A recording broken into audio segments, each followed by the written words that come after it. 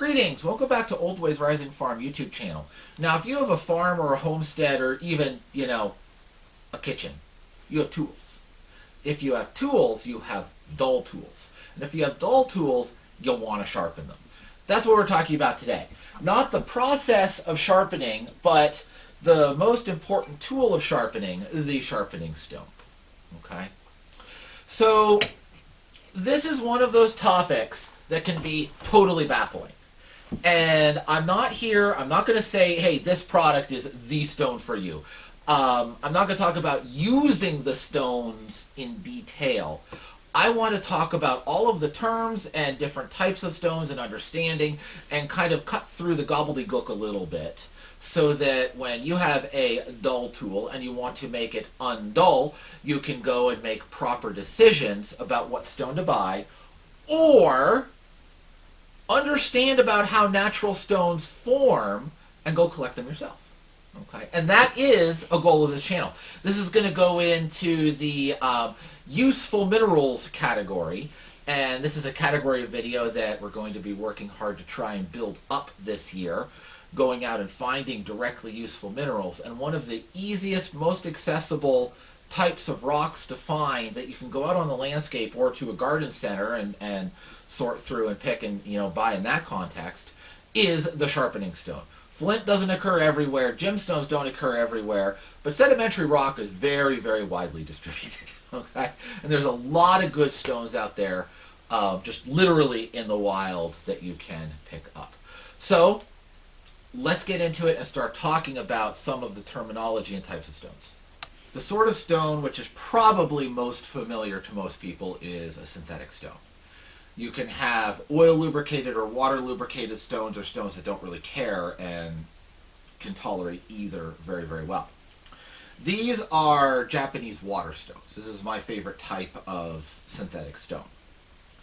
And when you look at these, each of these stones will have two components. The first is a grit, a polishing compound or abrasive compound of some sort. This one, I'm trying to remember, this one is 1200 grit or close. This one is, I think, 6,000 or 8,000 grit.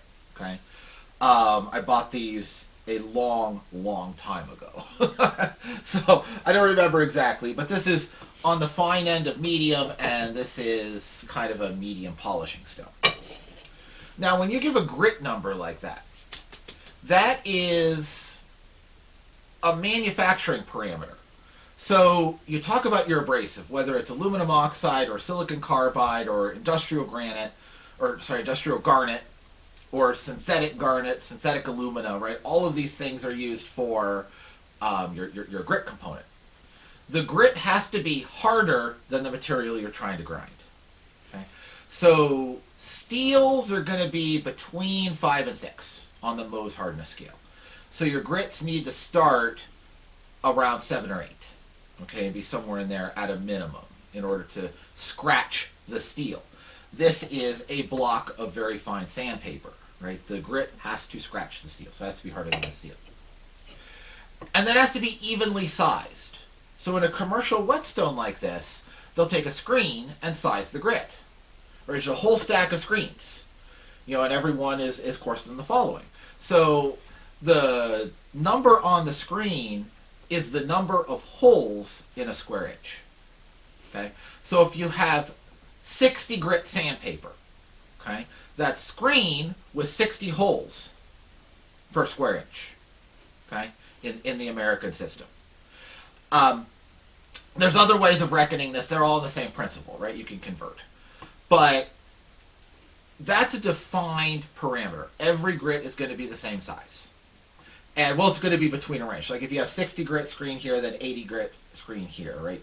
Everything which sits on top of the 60 grit is not part of the 60 grit component. But everything which falls through the 60 grit but stays on top of the 80 grit, that's your 60 grit component. Okay? What goes through the 60 but not through the 80. Now what goes through the 80 but not through the 120, that's the 80 grit. Okay? So there is a small range there, but it's a very small, well-defined range. Okay, it's what goes through a stack of screens. And then you have to have a way to hold it in sandpaper. Where's my piece of sandpaper? Reaching for sandpaper. There we go. In sandpaper, you have the it's the same grit, right? If you have, this is 80 grit emery cloth. So if you take this emery, this 80 grit emery, which again went through an 80 grit screen, but not through a 120 grit screen, right? And it's just glued onto canvas, right? So that immobilizes it. The stone, you take that grit and you mix it up with a binder. And the binder is going to be some sort of ceramic material that will then be baked to solidify it. Okay. Now, what property does the binder need to have? In sandpaper, let me get my sandpaper out again. Sandpaper you use for a little while until the grit gets rounded off, and then you throw it away, because there's only one layer of grit. In a stone, the whole stone is full of grit. Okay, so as you use it, it will wear a new surface free. Okay, so you want your binder to be softer than the material you're trying to grind. Okay, the scratchy stuff needs to be harder. The binder needs to be softer. So you want the stone to wear at a slightly faster rate than the material that you're polishing or sharpening, okay, or abrading, whatever way. So the stone should wear away ever so slightly faster than the blade you're sharpening. And that's a commercial stone. Now, in a natural stone, so let me just grab a hunk of sandstone. This is a natural stone. This is a hunk of sandstone. I don't know exactly where it came from, but I'm always keeping my eyes open for things that look like they might be a sharpening stone.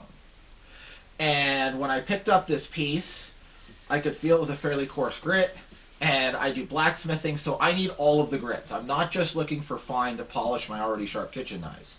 I'm looking to do every stage of the blade manufacture process. Okay? So I need a bigger collection than somebody who's just a chef and is just keeping up with nice knives and occasionally reforming a bevel if they chipped it on a boat, right? So I need all of them. So I was feeling this, was like, that's a fairly nice coarse surface. Like, I wonder if this would be a good stone. And then I went to the side here, and I could kind of roll my fingers and kind of feel some little grits loosening up. So that tells me that the binder is not super hard. You'll find a lot of sandstones, especially like the real dense sandstones, oftentimes the binder is so hard that they won't wear down fast enough to keep exposing fresh grit. So it's like, there's a very high chance of being a good stone. And I mean, this was the factory surface, so I didn't need to do anything. And I walked into this, it was a stone countertop shop, and I said, I see a pile of stone there. Do you mind if I buy a couple of them? And they said, sure. Go pick up what you want. So I picked up a dozen of different things that I thought might work, and about half of them ended up doing. I said, how much do you want for this? They said, what was it? You were with me. $8, $10? Yeah, something like that, right? Some very trivial price, and I got a whole bunch of stones to mess with. This is a very nice stone. I'd say it's on the medium. It's a slower cutting course. Okay. So it's really good when you want to move a bunch of material, but you don't want to get too carried away and, totally reshape a blade, but it's really good for very coarse bevel work. So it's got a grit, and this grit is going to be natural sand. Okay. Now, how do we think about a natural grit being different from a commercial grit? Well, commercial grit is crushed right before it's manufactured. So it's going to have very sharp, aggressive angles. Okay? And that's good for fast material removal. But sharp, aggressive angle also means, right, if my fingers are the shape of the grit, they're also the shape of the groove cut by the grit. Okay? Now, on a natural stone, that grit, that quartz, has been weathering. So where do you get sand from in nature? Well, you get sand from eroding igneous rock. So igneous rock that comes out of a volcano, say granite. Okay? It's going to be a mixture of silicon dioxide, which is quartz, and feldspar. Those are the two main components. Silicon dioxide is immortal. Nothing hurts it, nothing touches it. It will over time get broken into smaller particles, but it doesn't really chemically weather. Okay? So silicon dioxide from, 3 billion years ago is still silicon dioxide today, right? Feldspar, that's not true. Feldspar weathers into clay. That's where clay comes from, right? Is weathered feldspar. So as a granite face weathers chemically, the quartz is liberated and then starts to tumble across the landscape and to break into smaller particles. The feldspar is going to weather to clay and just completely wash away, okay? And that leaves clean quartz. So high pure silica deposits are just very heavily weathered ancient granite. So that's where we get our grit from. But if you think about that process, it wasn't just crushed in a crusher yesterday and made into a stone tomorrow. It's been rolling across the landscape for millions of years. So it's not going to be this angle. It's going to be more like this. This is why this will cut slower than a synthetic stone of the same grit. Because since this is a natural sand, it's going to have a less pointy grit shape. Okay? But the advantage to that, everything is a trade-off, right? Every disadvantage in one category is an advantage in another and vice versa. Okay? So the advantage to this is I'm cutting a U-shaped scratch instead of a V-shaped scratch.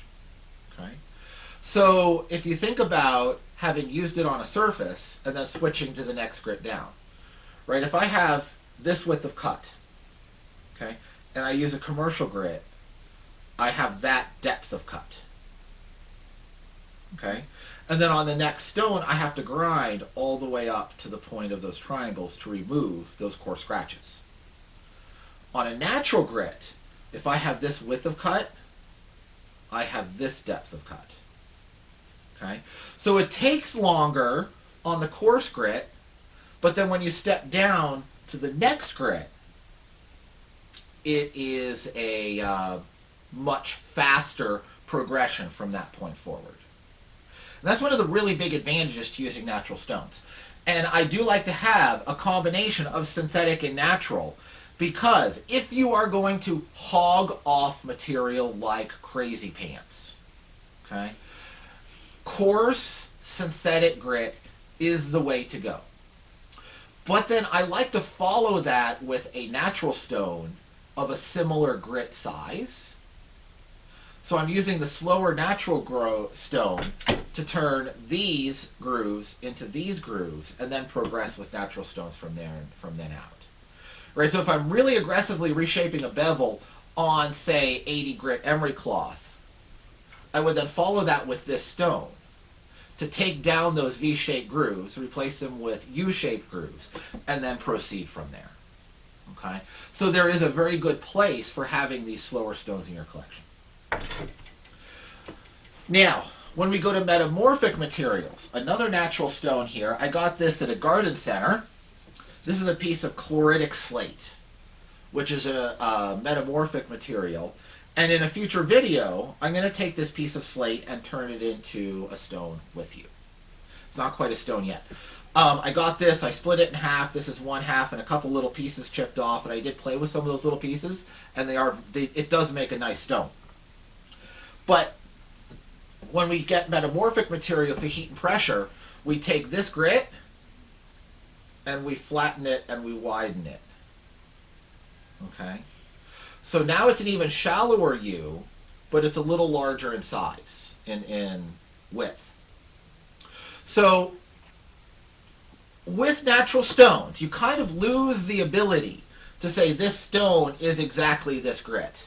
Because A, you don't really know. And B, even if you take it and crush it and put it under a microscope and measure the width of your grits, in a natural stone, they're going to tend, especially metamorphic ones, they're going to tend toward ovular. And you can't compare an ovular grit, which would pass through 1200 mesh, to an angular grit, which would pass through 1200 mesh. They're just fundamentally different critters. So you just kind of have to evaluate natural stones on how they actually behave when you actually use them. So you get it, you try it, you see what it does, and then you know what it does. Okay? So there's some limitations in how you're describing things there. Now, that's grit in natural stones. We still need that grit sorted. Okay, we still need it to be all of the same size. There are natural processes which do this for us. Let's go out in the field and talk about some of those where they're actually happening. Now, this beautiful stream is a really wonderful place to talk about this idea of sorting grit. When we have a whetstone, we want all of the grit to be at the same size, or at least we want the grit that does the cutting to be the largest grit that's there and the most abundant in the stone. If you have some smaller stuff like clay mixed in that's not going to affect the steel in any way, that's fine. But we need an even-sized cutting grit. So how does grit get sorted by nature? And the answer is the movement of fluids. So if you look up here, we're by this beautiful stream, and we've got a rapids coming down up there, right? So as water moves down a valley, it wants to dissipate energy, and it can do that by going around obstacles, around bends, and moving sediment. The more energy it has, the more of those things it needs to do. And since going around bends and obstacles is kind of dictated by topography, the variable becomes how much sediment can it move. So up here in the rapids, that water has a lot of energy, and it can move a fairly large piece of sediment, or a clast is the geologic term for a piece of sediment. So you have large clasts being moved around by the water up here. But if you look down in those stones, everything's big. You're not going to find a whole bunch of clay, silt, sand mixed into those stones. But as we move downstream in this direction, we start to see the water is getting slower. And if we go for a little stroll, try to hold the camera as even as possible, since we're just little old me doing this and walking over rocks. As you look down and we get toward this pool, now we have sandbanks starting to form.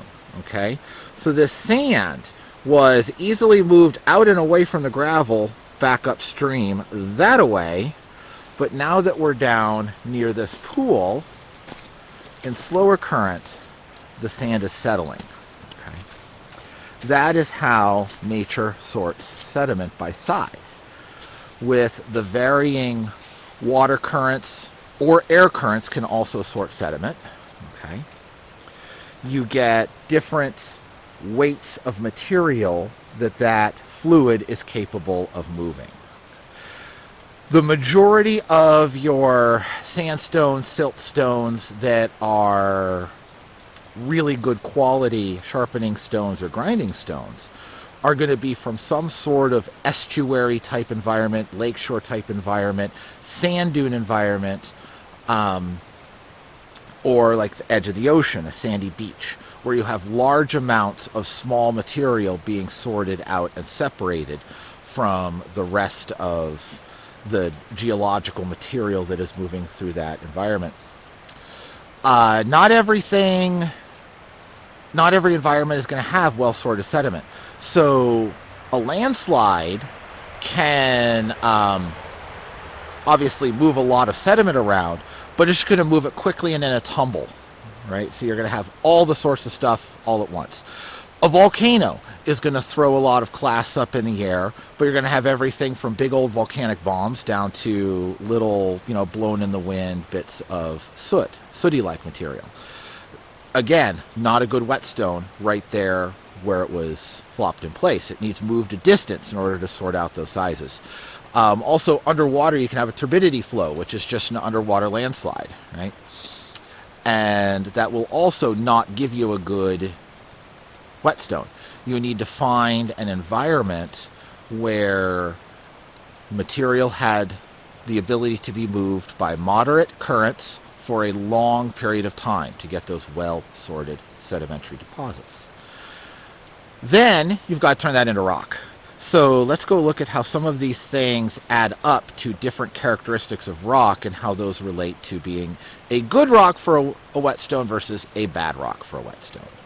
This bit of rock face is a good place to talk about sorting and how sorting in water currents and, well, really any fluid movement is going to have an impact on the rock which forms from those deposits. So if you look here, this is a gray-wacky conglomerate. Conglomerate means that there are both large and small pieces mixed in together, and that the larger pieces are rounded. Okay, if the larger pieces are angular, it will be named as a breccia instead of as a conglomerate. And calling it gray-wacky means that there are substantial amounts of clay mixed in. Okay, so this is a relatively poorly sorted material and would make an absolutely terrible whetstone, because your grinding won't go any faster than the fine stuff, but it's going to leave big old gouges in it, right? So if you were lost in the woods and you had a dull hatchet, could you come up here and kind of sort of make it a little less dull? Yeah. Is it good stuff? No. Okay? So there's a difference between could and is wise to, right? So as we go up, this is relatively, it's more evenly sorted. Okay? It's more of the fines, relatively few of the larger clasts.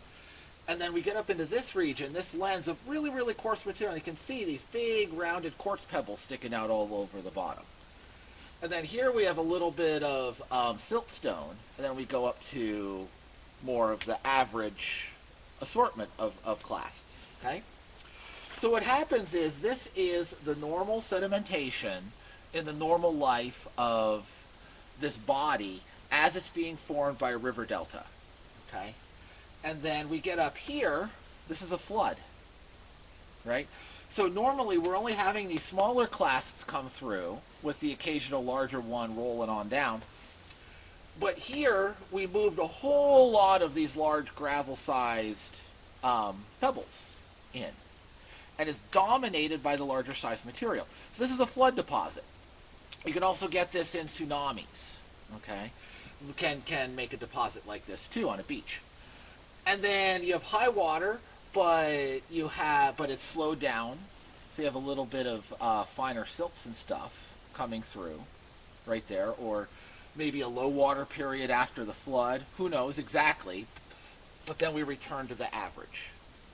So you can see the difference in water currents coming through and forming different types of deposits over the life of this river delta that's frozen in time after being turned to rock. Okay? Now, as I said, this would be trash for a whetstone. But this is part of the Catskill Formation. The Catskill Formation is a vast formation. It starts west of the Blue Ridge, down in the southern mid-Atlantic region, comes up through central Pennsylvania, goes out into New York and into New Jersey, and then it ended up getting cut in half by the Atlantic Ocean, when the Atlantic Ocean formed. And then you find more Catskill Formation off in the British Isles.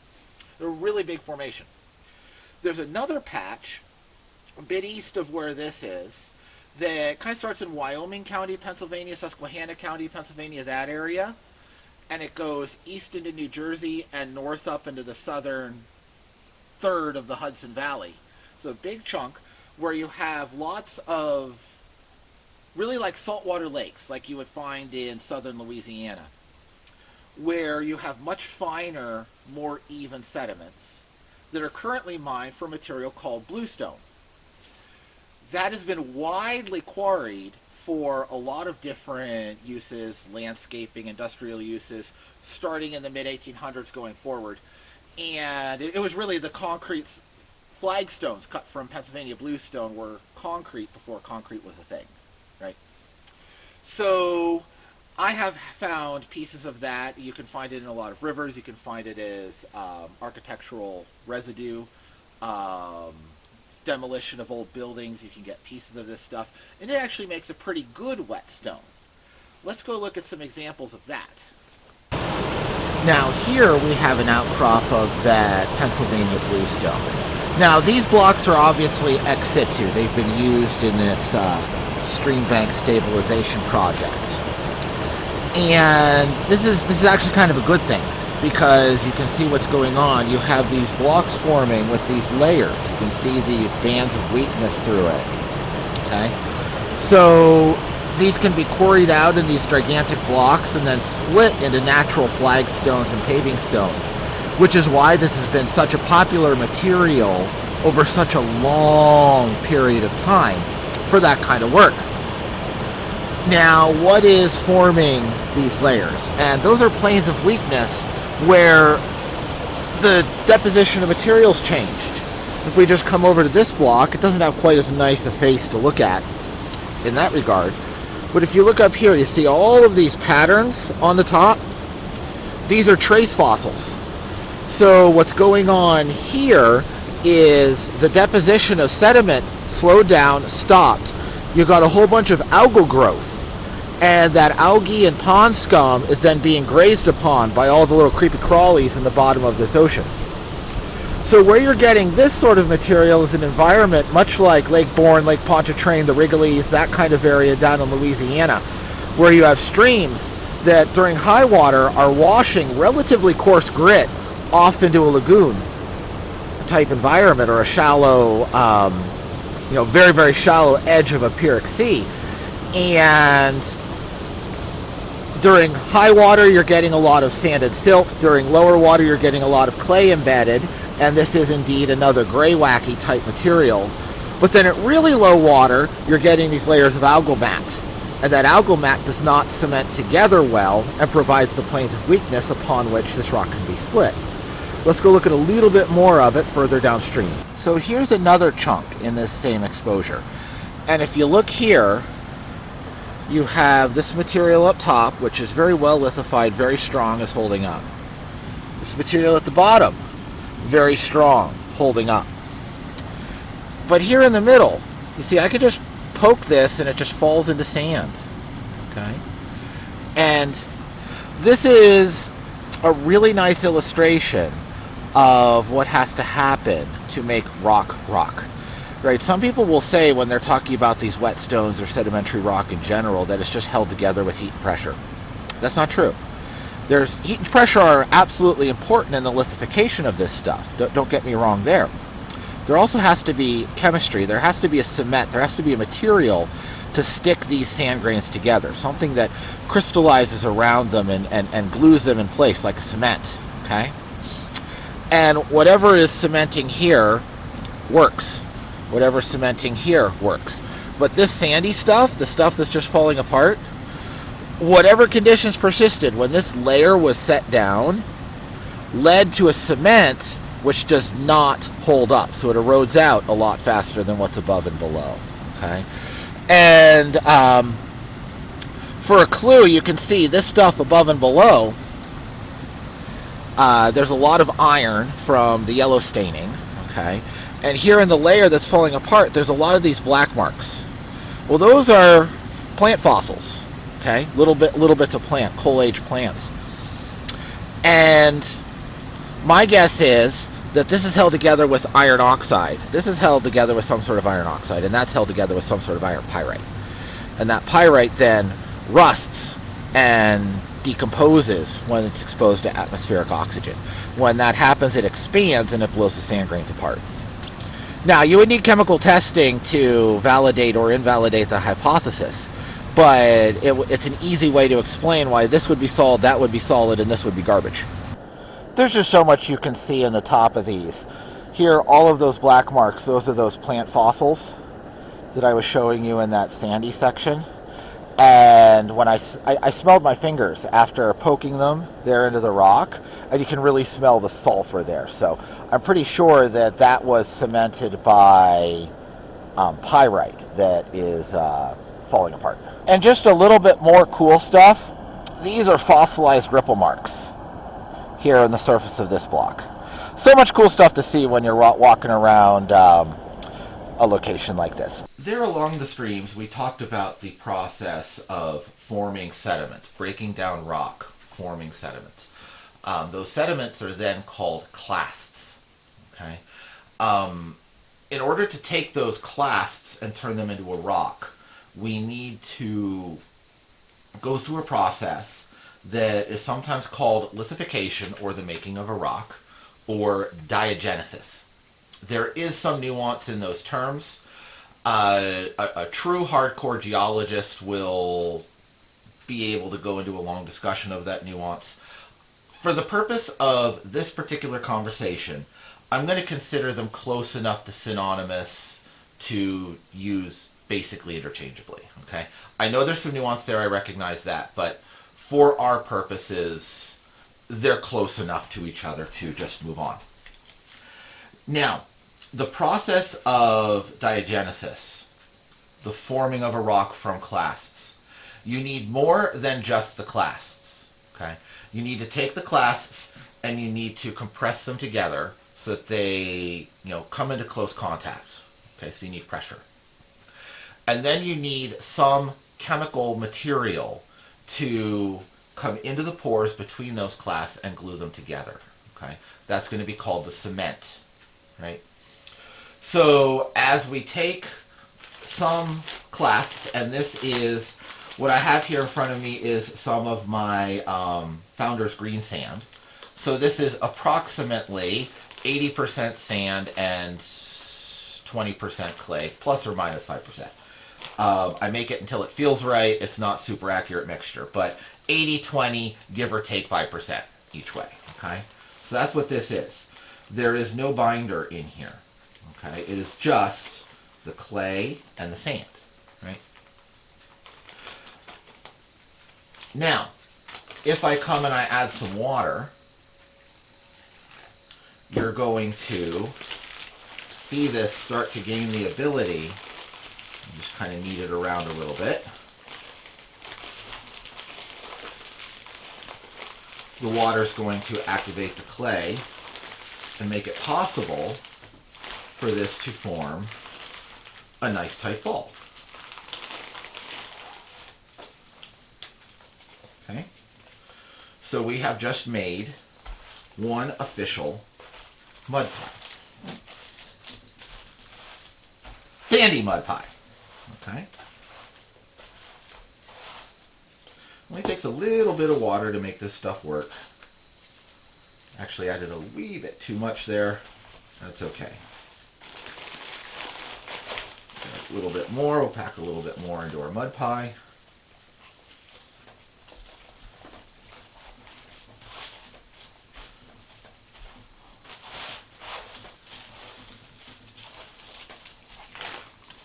Okay.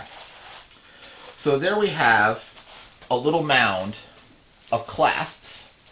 Sand is a clast, and clay is a clast, and a little bit of pressure. Okay? Pack it in as tight as I can.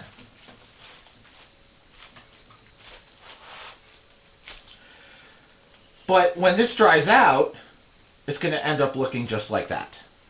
It's going to revert to just a pile of dry clasts. Okay? So just forming this and pushing some pressure on it will get it into a relatively solid mass, but pressure alone cannot lithify this, cannot fulfill all of the requirements of diagenesis. We need something to cement this together. In nature, there are three common cements that you will see holding sedimentary rocks together. Okay,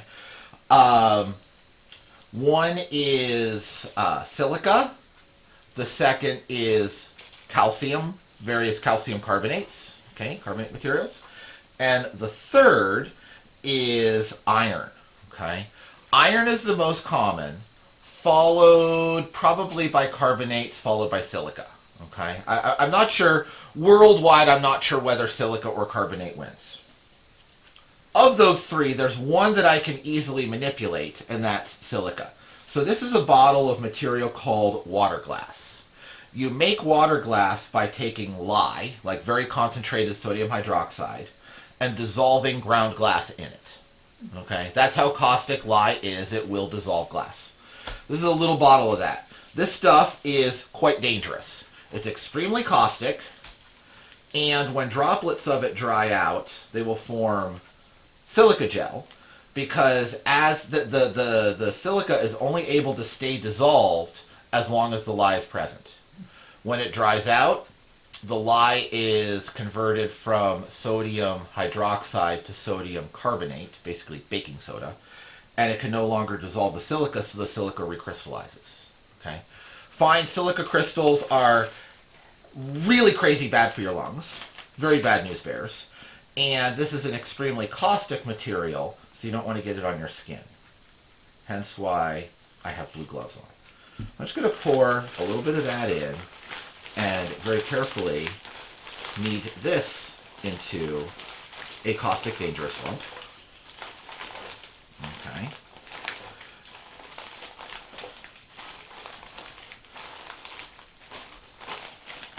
Need a little bit more.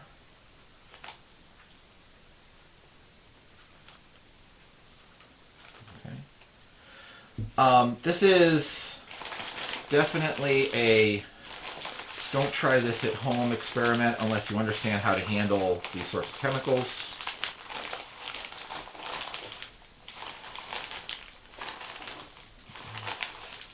Okay. Almost there. A little bit more just to make her pack.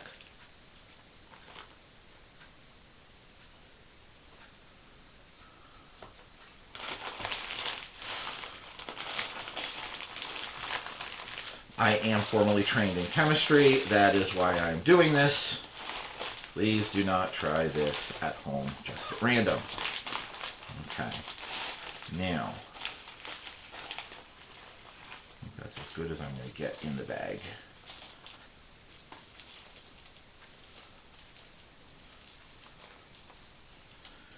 A little bit more. Still not quite holding together the way I would prefer.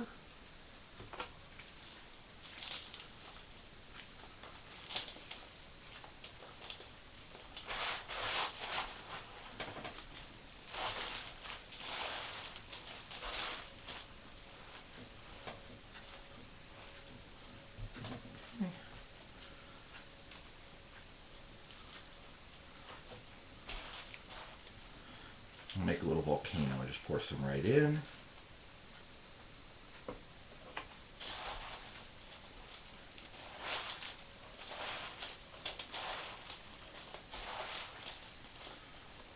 Okay, that is well mixed. Yeah, we're sticking together now. It's a little bit different in viscosity. It doesn't activate the clay quite as well as the pure water does. It's a little bit of a crumblier ball, but a ball nonetheless. Okay.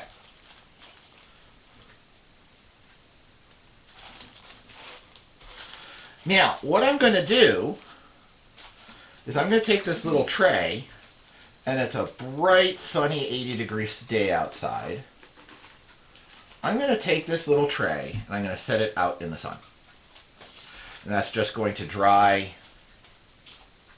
down all of these materials. Okay? And we'll see what happens when they are completely dry. We'll compare these two little lumps. Now I want to note that everything that's going on here in this little experiment is a physical process. Okay? Diagenesis is a purely physical process. We're not going to transform one material into a completely different material. We're going to go from wet to dry here, and as we go from wet to dry in our water glass lump, silica that's currently dissolved is going to precipitate. So it's going to go from an aqueous form to a solid form.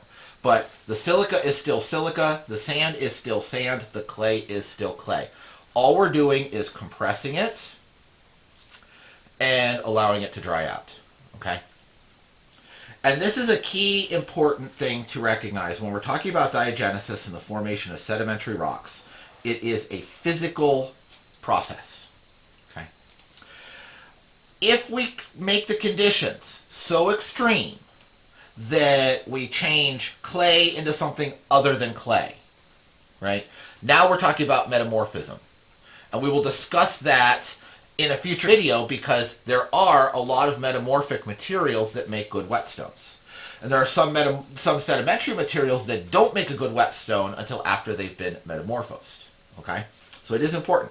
But I want to talk about the diagenesis step first, going from clasts, simple clasts, loose sand here in this bag that we started with, okay, to something which will act and feel like a rock. The diagenesis step. Step one in the process of forming rocks. Okay? So I'm going to go put these out in the sun for a few hours. These have been sitting out all day. It is sundown. I put them out about 1 o'clock or so this afternoon into the bright sun. And now it's about 7 o'clock. Right? So these have been about 6 hours in the sun. Now they're not 100% dry. To really get this to go to its full natural conclusion, I'd want to leave these out for a couple days or put them in an oven a little bit. But I wanted to do it this way for a short time in very mild conditions to make a point. Now, if I took this one, this is one that was just water. It is still just sand, right? I can just shred this apart. There's still some moisture in it, so it's still a little clingy. And out here on the outside, you know, it was in the sun, so it's kind of clumping a little bit. Right? But clearly this is still sand and clay. Right? You got a perfectly dry piece. From the outside, it's sand and clay. Okay? How about this one? Well, if I try to rub it apart, nothing's happening. Let me give it a whack. Well, I chipped a piece off. And I was playing with it earlier and broke it a little bit.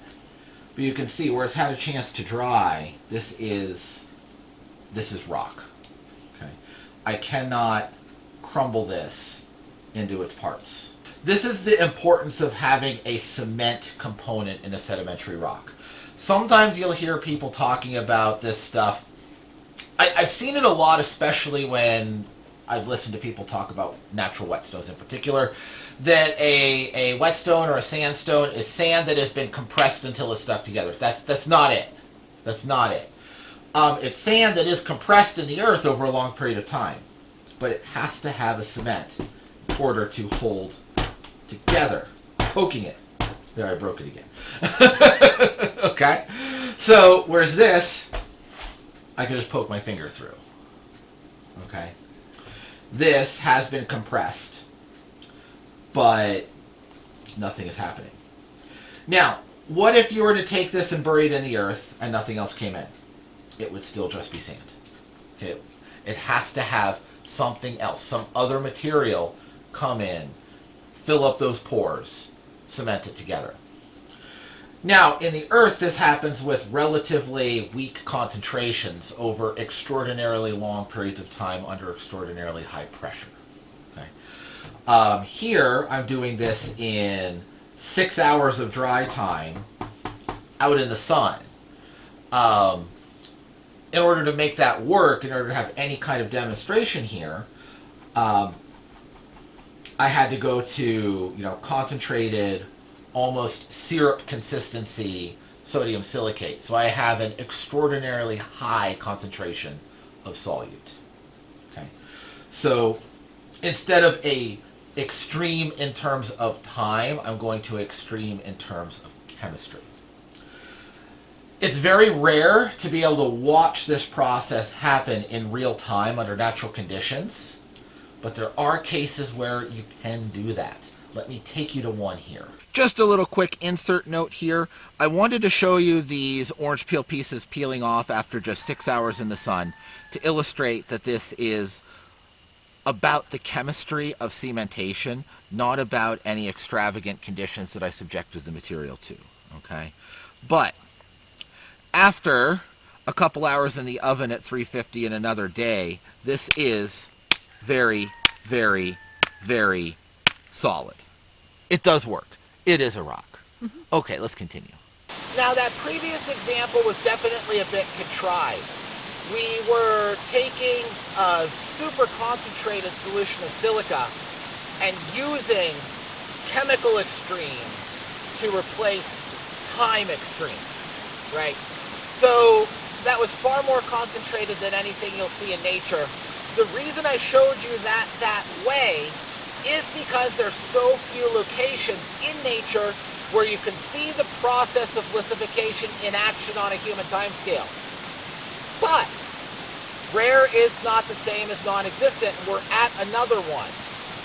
If you look behind me, there's this beautiful wet wall covered in mosses and liverworts, okay?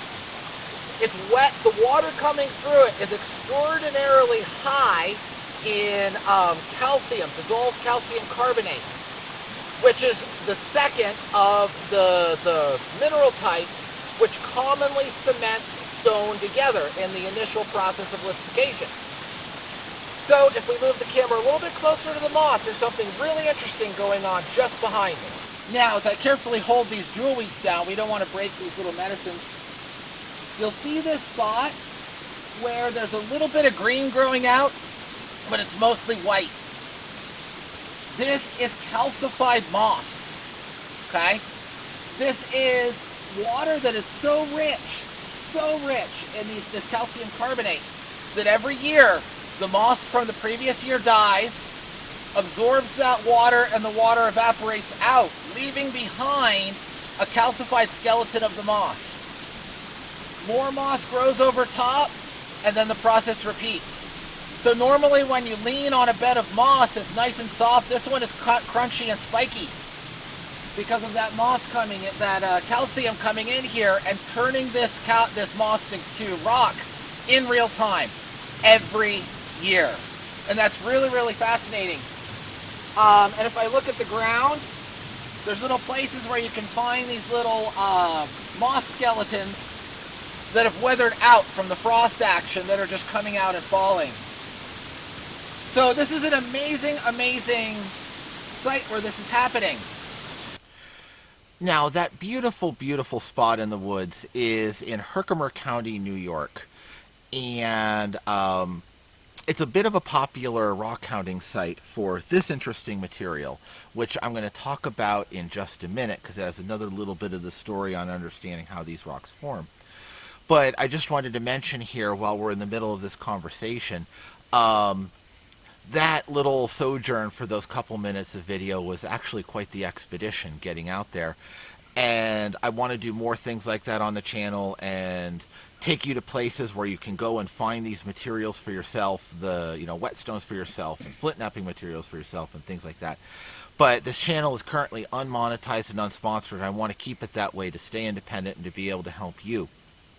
But it does take resources to go on journeys like this. So if you're interested in helping sponsor these sorts of activities, we have a Patreon page, link in the description box below. And there's lots of great rewards there. All of the digital resources and information in the Patreon store is free to all subscribers at any level. So, I just wanted to mention that while we're in the middle of this. But this material that makes the Ilian Gorge site in Herkimer County, New York, such an interesting spot for rock hounds, is this stuff, which is cold travertine. Now, cold travertine is relatively uncommon. Hot travertine is much more common. It forms in hot spring environments. But the minerals in that water, which are passing through the stream that you heard behind me and along the wet wall that I was showing you with that moss on it, is so mineral laden. When these shales split up and go to pieces, they are infilled with the calcium carbonate, forming this hot travertine. And if you look at this, you can see the little chips of shale that are still embedded in this calcium carbonate matrix, okay, on both of these pieces. So this is showing that lithification process of the calcium carbonate travertine crystallizing around a matrix, cementing it into rock. Lithification, the process of diagenesis. If I flip this over, you can see these flow lines and interesting features on the unbroken system. And this is typical of cave formations. And that's basically what this is, what this cold travertine is. It's a little pocket of cave formation that formed just in a crack in some shale rather than as flowstone in an actual cave. If we look at this texture of the embedded shale itself, the shale pieces are angular instead of water-worn, which is described as being a breccia rather than being a conglomerate, like the site that we looked at much earlier in this video when we were starting to talk about, rock sorting. This is poorly sorted because it's just a pile of rubble weathered out of a rock face that is then cemented by the crystallizing calcium carbonate. Okay. Now, I am using these terms for a reason. And that is because when you want to go and you want to find a whetstone for yourself off of the landscape, your best friend is the scientific literature and the geologic survey maps, right? You start with the geologic survey maps, you get kind of a crude idea of what's in your area, and then you can go to sites like Google Scholar and search the literature and find more information there. But all of those things are written in Science-ese rather than plain English. Okay? So I'm trying to give you these terms to understand, the process of lithification and it's the way that it's talked about in those types of literature so that you can understand them. Okay? This is the basic overview of the diagenesis process, how sedimentary materials are formed in general. Okay? In the next video of this series, I'm going to get out my collection of natural water stones and talk about them in detail, describe them, use the terms that you will see in the literature when you're going out to hunt for your own, talk about, some of the local geology on the East Coast and where things can be found, and hopefully give you some good hints there for when you're going forward to find your own stuff. And in the future, all of the sites that I'm talking about here, I want to visit, and I want to find locations where you can go and collect your own material, and give you those resources, give you that access. But again, it does take resources to do that. So, if you're inclined to go visit the Patreon and help build and let us do bigger projects and more travel and get you more things and more information, I'm most grateful. But most of all, I just hope that you'll join us here next time to continue our conversation about the whetstones we use at Old Ways Rising Farm.